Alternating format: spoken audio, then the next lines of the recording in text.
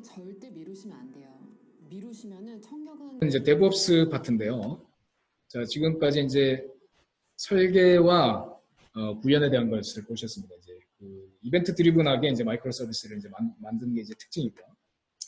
이렇게 만든 이제 서비스를 어떻게 배포할 거냐라는 거죠. 우리가 이야기한 것처럼 마이크로 서비스는 내가 다른 그 팀과 간섭 없이 나만이 택시를 타고 내 서비스를 배포할 수 있어야 됩니다. 그러니까 다른 코어 도메인에 배포 주기에 보통 맞추게 되는데, 기존에는 코어 도메인이라고 하는 가장 그 안정되어야 되는 서비스죠. 그 서비스의 배포 주기에 우리는 보통 맞추게 되는데, 그렇게 하게 되면 새로운 기능들을 추가하거나 시장에 빠르게 검증해야 되는 기능들은 상대적으로 테스트를 적게 해볼 수밖에 없죠. 그리고 그런 것들이 그 배포가 뭉쳐졌다가 한꺼번에 배포되기 때문에 우리가 이야기하는 품질도 전체적으로 저하되고 그런 이야기를 하게 됩니다. 그래서 각 팀도 이렇게 vertically aligned 되게 나뉘어지지만 그뿐만 아니라 이 소스 코드 레파지토리도 다 분리가 돼야 되고, 그리고 배포 파이프라인도 각자 다른 방식으로 될 거고, 그리고 배포된 서비스들도 당연히 다 나뉘어지게 될 겁니다. 자, 이런 식의 배포 환경이 나뉘어져야만, 배포 단위가 나뉘어져야만 우리가 어떤 새로운 기능이나 그런 것들을 그 간섭 없이 배포할 수 있는 환경이 되는 거죠. 이게 바뀌어진 클라우드 방식에서는 이런 식으로 이제 배포를 해야 됩니다. 그래서 DevOps 툴체인에서는 먼저 우리가 많이 사용하는 이제 도구들이 여기 이제 보이는데요. CI/CD 툴을 통해서 소스 코드가 커밋이 됨과 동시에 Git 서버에 반영됨과 동시에 우리는 도커 이미지로 그 빌드가 되어야 되고요. 도커라고 하는 거를 세부적으로 지금 과정에서 설명 안 드리겠습니다만, 어떤 불변하는 이미지, immutable 이미지로 만들어서 그것에 우리가 만드는 형상이 그 버전이 유지되도록 해주는 게 중요하죠. 그렇게 해서 소스에서 이미지로 생성이 되고 그것이 클러스터에 배포되게 되겠습니다. 우리가 클러스터라 하면 지금은 쿠버네티스가 다 평정을 했다고 말을 해도 과언이 아닌데요. 쿠버네티스는 하나 이상의 노드, 즉 서버를 하나 이상의 VM 서버를 노드로 하나 이상을 구성을 시킵니다. 그렇게 해서 우리가 클러스터라고 부르고요.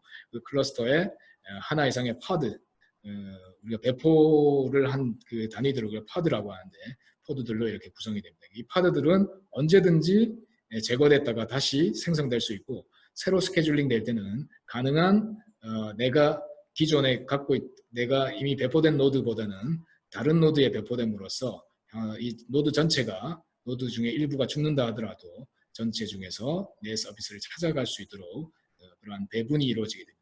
그래서 우리가 쿠버네티스에서 스케줄링이라고 부르게 됩니다. 이런 과정을 통해 가지고 우리의 서비스들이 안정되게 유지되게 됩니다. 이 쿠버네티스를 조금 더 설명을 드리면, 쿠버네티스는 내부의 마스터 노드와 워커 노드로 나뉘고, 마스터 노드는 워커 노드의 상태를 지속적으로 체크하며 워커 노드에 말씀드린 것처럼 파드라고 하는 단위로 작업을 지시하게 됩니다.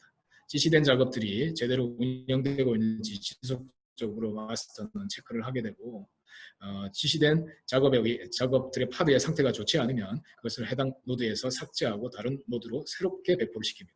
그러니까 파드들은 어떤 상태를 유지하려고 노력하지 않습니다. 그러니까 지속적으로 상태를 유지하기보다는 상태가 나빠지면 곧바로 원래의 손상되지 않은 immutable 이미지에서 다시 인스턴스로 생성시켜서 노드로 배분을 함으로써 전체의 지속적인 안정성을 유지하는 것이 쿠버네티스의 기본적인 메커니즘이 되겠습니다.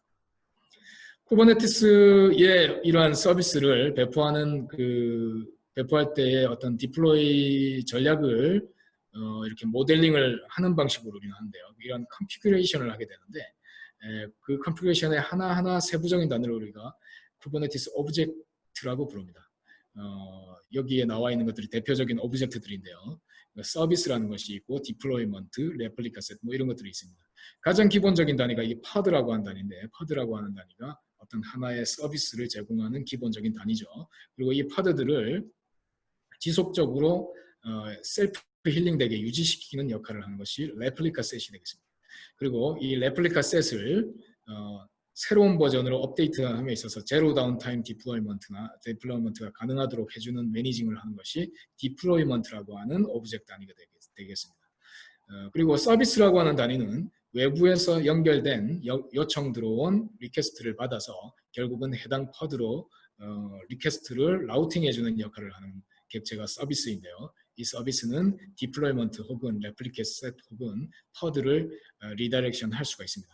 그런데 우리가 그 상위에 있는 디플로이먼트로 리다이렉션을 시키게 되면 기본적으로 제로 다운타임 디플로이가 되는 디플로이먼트를 유지시킬 수가 있게 되기 때문에 우리는 결국 서비스와 디플로이먼트 이 두 가지만 잘 설정을 해주시면, 이 두 개의 객체만 잘 설정을 해주시면 나머지는 따라서 오는 것이 됩니다. 그래서 이 두 가지를 잘 설정을 해야 되는 것이죠. 이 설정을 디클레레이션을 잘 해놓으시면 이 설정은 지속적으로 쿠버네티스 클러스터에 의해서 유지가 됩니다. 그래서 우리가 설정한 이 레플리카 개수만큼이 지속적으로 유지되는 속성을 갖습니다. 앞서 말씀드린 마스터 노드가 지속적으로 여러분들의 이 상태를 체크해서 해당 노드의 상태가 좋지 않으면 그 노드를 지속적으로 교체를 함으로써 전체의 유지되는 안정성을 자동으로 관리해주게 하는 것이 이 Declaration Based Configuration의 장점이 되겠습니다. 앞서 카프카라고 하는 이벤트 드리븐한 시스템과 쿠버네티스를 잘 연결을 시키면 아주 높은 성능과 비즈니스 컨티뉴티를 기대할 수 있는데요. 그 이유는 말씀드린 것처럼 쿠버네티스에는 셀프 힐링 되는 기능과 제로 다운타임 디플로이먼트를 하는 기능과 오토 스케일링 기능이 있습니다. 이걸 통해서 지속적으로 자기의 노드들, 즉 마이크로 서비스들을, 자기의 퍼드들이죠.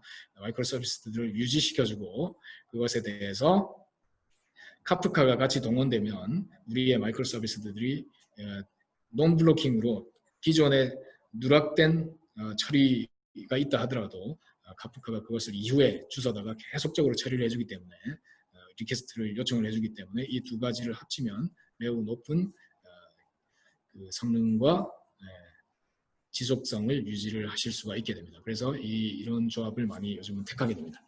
여기는 절대 미루시면 안 돼요. 미루시면은 청력은 자, PC별 우리가 매핑을 하실 때는 BC라고 하면 아까 바운디드 컨텍스트였죠. 그러니까 분석에서는 우리가 바운디드 컨텍스트라고 불렀습니다. 근데 이게 구현상에 가니까 우리는 이 BC가 뭐가 됐습니까? 단위 마이크로 서비스가 됐습니다. 그죠? 그러니까 BC가 분석 단계였으면 이게 단위 마이크로 서비스가 이제 구현 단계가 되고요.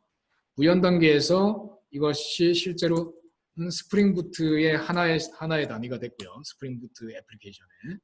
그리고 이것이 이제 쿠버네티스로 운영으로 넘어가게 되면 이 단위가 디플로이먼트라고 하는 단위로 매핑이 됩니다. 결국 이것의 본질적인 내용은 같이 이제 연결이 되게 됩니다. 이 단위가. 그래서 이렇게 기억을 해주시면 되겠습니다. 그리고 이 디플로이먼트는 결국 외부에 노출되는 단위 URL 내부의 클러스터에서 통용되는 하나의 서비스가 됩니다. 자, 이렇게 연결을 지으실 수가 있습니다. 그러면 우리가 만든 각 bounded context들을 기억을 하시면서 지금 한번 디플로이먼트부터 한번 뽑아보겠습니다. 디플로이먼트는 여기 화면에 맨 위에 있습니다. 디플로이먼트. 자, 디플로이먼트의 야물이라고 하는 걸 우리는 만드셔야 되는데요. 지금 이렇게 생겼습니다. 야물을 만드시면 이렇게 기본적인 틀이 생겼어요. 그래서 오브젝트 모델을 우리가 만드시는 게 제일 가장 힘든 부분인데요. 디플로이먼트 야물을 만드는 방법을 보겠습니다. 여기에 이름 부분에 우리는 주문이라고 넣었습니다. 주문이라고 넣었고 우리는 이 이미지를 어딘가에서 만드셨을 거예요. 그러니까 이전 단계에 도커 단계에서 만드셨어야 되는데 내가 내 도커 허브가 뭐 이런 이름으로 된 도커다. 그러면 그 도커 허브의 명칭이 이렇게 됐다. 그러면은 JY장이라고 하는 프로젝트에 order라고 하는 그 이미지명으로 도커 허브 쪽에 여러분들이 디플로이를 시켰을 겁니다. 자, 이 과정은 실제 본 과정에서 여러분들이 따라해 보실 수가 있습니다. 이렇게 하시면 디플로이먼트 하나가 완성이 됐어요. 지금. 근데 여기에 레플리카스라고 하는 부분이 있습니다. 주문은 어떻습니까? 주문은 많이 받아야 되죠. 주문은 많이 받을수록 좋습니다. 그래서 지금 우리는 레플리카를 한 5대 정도 이렇게 설정을 하실 수가 있죠. 그리고 타겟 폴더, 타겟 포트, 우리가 이 노출되는 타겟 포트는 우리가 만드실 때 스프링 부트의 기본 포트가 8080으로 만들어졌기 때문에 이렇게 이제 구성이 됩니다. 그러면 왼쪽에 보시는 것처럼 우리의 디플로이먼트는 이러한 식의 디플로이먼트를 만드실 수가 있는 겁니다. 자, 여러분들이 이렇게 앞으로도 하셔야 되는 거죠. 자, 그러면 주문 이외에도 몇 가지를 만들어야 되죠.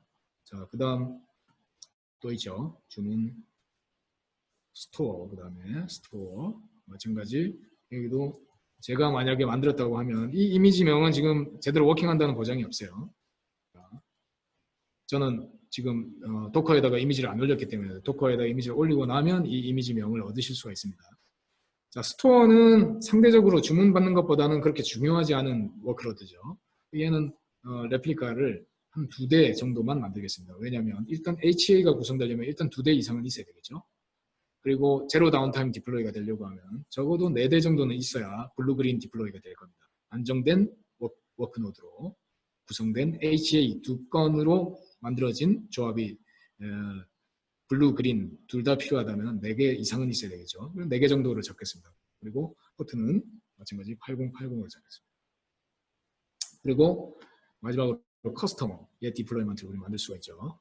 마찬가지 커스터머 이렇게 넣겠습니다. 커스터머는 또 마찬가지 이런 이미지명으로 만들어졌고 여기는 이거는 고객 관리 쪽인데 고객의 카톡을 보내는 쪽입니다. 이것도 뭐 중요할 수는 있는데 그렇게 중요도가 서서히 떨어지죠. 카톡 안 가도 잠시 죽어 있어도 상관없습니다. 그죠? 그래서 이렇게 배분을 해서 포메이션을 5대 4대 2 이렇게 이제 구성을 한 거죠. 자, 이렇게 구성을 하고 이 각 디플로이먼트는 어떻게 돼야 됩니까? 이 마이크로 서비스들 내부에서 서로 호출을 받을 수 있게끔 만들어져야 됩니다. 그래서 우리는 서비스로 이것들을 리다이렉션 시킬 수 있도록 서비스라고 하는 앞부분에 진입점들을 하나씩 만들어줘야 됩니다. 이렇게 내 서비스로 라우팅 될 수 있는 어떤 하나의 명칭들을 넣어줘야 되죠. 자, 우리가 클러스터 내부에서 그런 라우팅이 되게 하기 위해서는 이 서비스의 명을 잘 지어줘야 되는데요. 오더라고 이렇게 짓게 되면 이 서비스는 실제 리다이렉팅 되기를 HTTP 이 내부에서 내부 클러스터에서 HTTP 오더라고 하는 A 레코드 URL로 클러스터 내부에서 호출이 가능한 구조가 됩니다. 자, 타겟 폴더는 8080이죠. 그리고 외부로 뱉어질 때도 8080으로 나는 뱉겠다 이렇게 지금 집어넣어주습니다. 그리고 마찬가지 스토어죠. 스토어.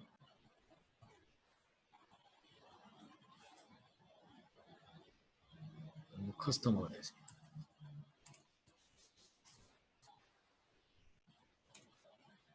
네, 8080으로 연결이 되어야만 연결되겠죠. 여기에 타겟 포트가 이 디플로이먼트가 노출한, 엑스포즈한 포트랑 맞지 않으면 어떻게 되겠습니까? 이 단절이 생기게 됩니다. 그래서 이것들과는 일단 연결을 이렇게 지어 놓지만 저 포트 넘버가 틀리다면 결국은 연결이 안 되게 되겠죠. 그래서 이 부분은 이렇게 했을 때 포트 넘버가 일치해야 합니다. 이렇게 했을 때 저는 이렇게 쭉 연결이 됐습니다. 여기까지는 체크가 됐죠. 제대로 설계를 여기까지는 했습니다. 자, 이걸 이제 외부에 있는 시스템들이 들어올 때는 우리가 게이트웨이라고 하는 걸 제가 앞서 설명을 안 하고 넘어갔죠. 게이트웨이라는 게 있는데, 자, 서비스가 마이크로 서비스를 이렇게 3개의 단위로 쪼개졌습니다. 그러면 우리가 이게 3개로 머물까요? 그렇지가 않습니다. 지속적으로 마이크로 서비스는 개선되기 때문에 이 서비스가 계속적으로 이 접속하는 URL이 내부에서도 바뀌게 된다. 서버가 세대가 됐으니까 기존에 모놀리스일 때는 한 대였다가 그래서 우리는 앞부분에 일종의 진입점을 통일해주는 게이트웨이라는 걸 만들어줘요. 이게 쿠버네티스에서는 인그레스라고 하는 게이트웨이가 제공되는데요. 이것을 우리가 연결을 하시면 이렇게 이제 연결이 되는 구조가 우리가 쿠버네티스에서 앱체를 만드시는 방법입니다. 자, 이제 인그레스까지 이제 완성했으면 my ingress 기본적인 준비가 된 거죠. 여기까지를 한번 쭉 보시고 체크를 다 되시면 성공하신 거고요.